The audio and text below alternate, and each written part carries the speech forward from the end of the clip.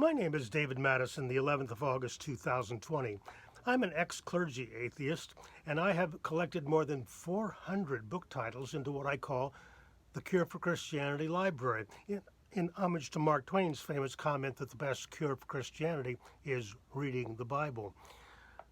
Now we have a lot more books to help with that. These books explain in detail the falsification of theism, Christianity especially.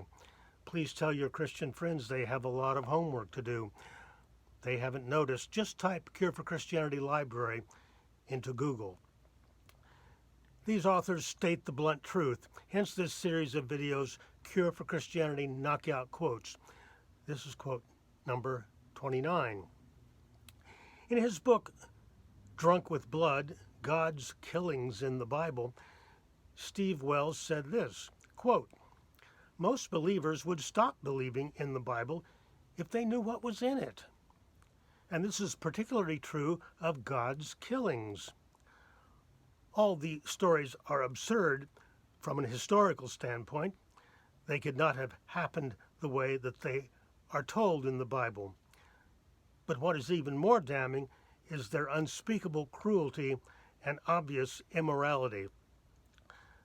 The God of the Bible is not the kind of God that believers pretend him to be."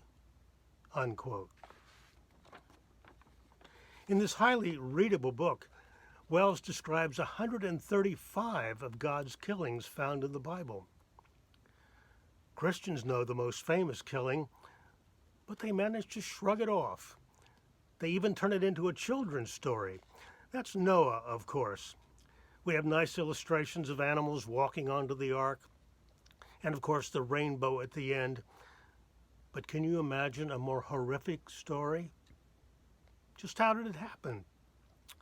Genesis chapter 6, verses 5 and 6.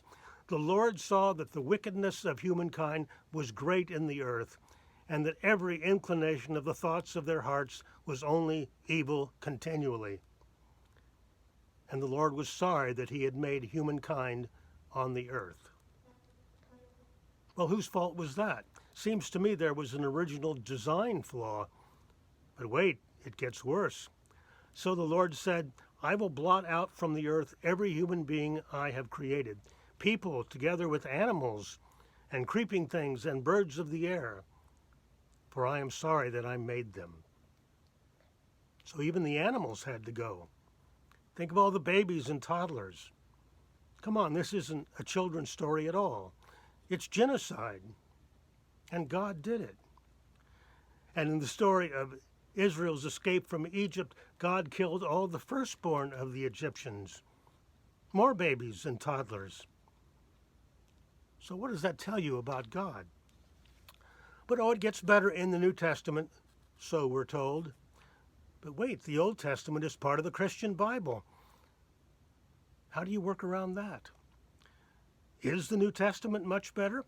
We're told that God had his own son killed in order to, wait for it, to be able to forgive sins. That makes absolutely no sense. And what will happen when Jesus brings his kingdom? Well, he tells us. Before the flood, they were eating and drinking, marrying and giving in marriage until the day Noah entered the ark. The flood came and swept them all away. So too will be the coming of the Son of Man. This is Jesus-endorsed genocide.